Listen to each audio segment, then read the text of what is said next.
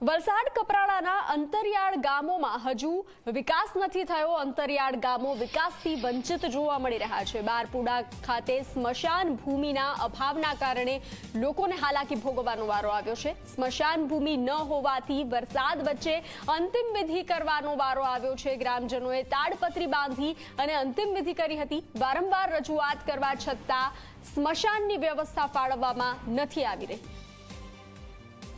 એટલી પરિસ્થિતિ ખરાબ છે જેથી કે લોકોને ક્યારે બીમાર હોય લાવવાનું હોય ત્યારે કંઈથી બીમાર માણસ લાવતા લાવતા જ રસ્તે જ પૂરો થઈ જતો હોય, એટલે એવી ખરાબ પરિસ્થિતિ છે। અને એને અગ્નિદહન કરવા માટે ઉપરથી કંઈ સત નથી, કંઈ કશું જ નથી। ઉપરથી તાડપત્રી વીંટાળીને ત્યારબાદ એને અગ્નિદહન કરવામાં આવ્યું।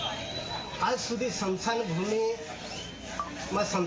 પણ બનાવવામાં આવી નથી।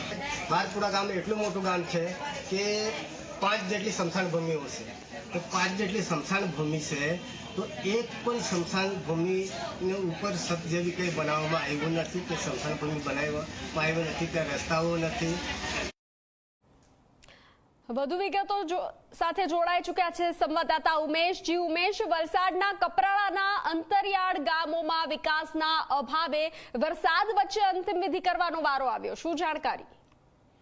જી બંસી, ચોક્કસથી જે રીતે એક વૃદ્ધ છે તેનું મૃત્યુ થયું હતું તેને લઈને જે ગામના જે લોકો છે તે ગામના લોકો દ્વારા જે વૃદ્ધને અંતિમ વિધિ માટે જે સ્મશાન ભૂમિનો અભાવ હોવાના કારણે જે ગામના લોકો છે તે ગામના લોકો દ્વારા તાલપત્રી બાંધીને જે વૃદ્ધ છે તેને અંતિમ વિધિ કરવામાં આવી હતી। પરંતુ જે રીતે કપરાડા તાલુકાના જે બારપુરા ગામ છે તે સૌથી મોટું ગામ છે અને ત્યાં આગળ 12 જેટલા ફળિયાઓ આવેલા છે। જી ઉમેશ, આપની પાસેથી અપડેટ લેતા રહીશું। ધારાસભ્ય જીતુ ચૌધરી જોડાઈ ચૂક્યા છે આપણી સાથે।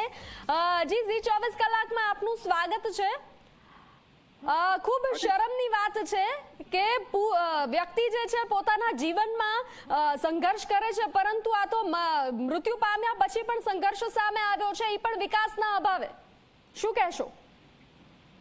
બેન, કપરાડા વિસ્તારમાં દરેક સમાજની અલગ અલગ સ્મશાન ભૂમિઓ છે, એટલે અમે દર વર્ષે ટ્રાઇબલ યોજનામાંથી દર વર્ષે અમને આપીએ છીએ અલગ અલગ, કારણ કે 129 જેટલા ગામો છે, એટલે 29 ગામોમાં મિનિમમ એક ગામમાં 2, 3, 4 સ્મશાન ભૂમિ અલગ અલગ સમાજની અલગ અલગ સ્મશાન ભૂમિ વર્ષો એટલે આપણે દર વર્ષે એ લોકોને આપીએ છીએ।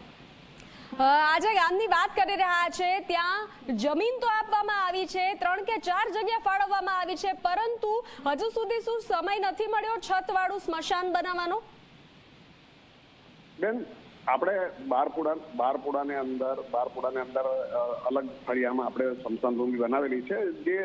જેમ જેમ લોકો ડિમાન્ડ માંગતા જાય તેમ એ લોકો આપણે સરકાર તરફથી આપણે પૈસા આપીએ જ છે દર વર્ષે। જી, આ સ્મશાન ભૂમિ બનાવેલી છે તો પણ કેમ તાડપત્રી બાંધી અને અંતિમ વિધિ કરવા લોકો મજબૂર બન્યા છે? કેમ તેમનો ઉપયોગ ના કર્યો? શું કારણ છે? અલગ અલગ બેન, એમાં એવું છે કે અલગ અલગ ફળિયામાં હોય ને પોતપોતાની સ્મશાન ભૂમિ અલગ અલગ ફળિયામાં ના હોય। એક જો સિટી વિસ્તાર છે, સિટી વિસ્તારમાં તો આખા ગામની કે આખા એક નગર હોય તો એક જગ્યાએ સ્મશાન ભૂમિ।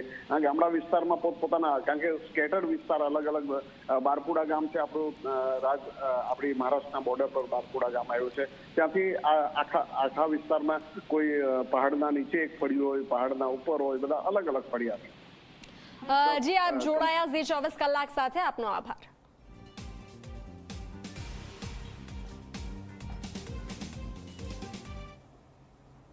સમાચારો આગળ પણ જોતા રહીશું। સમય થયો છે વિરામનો।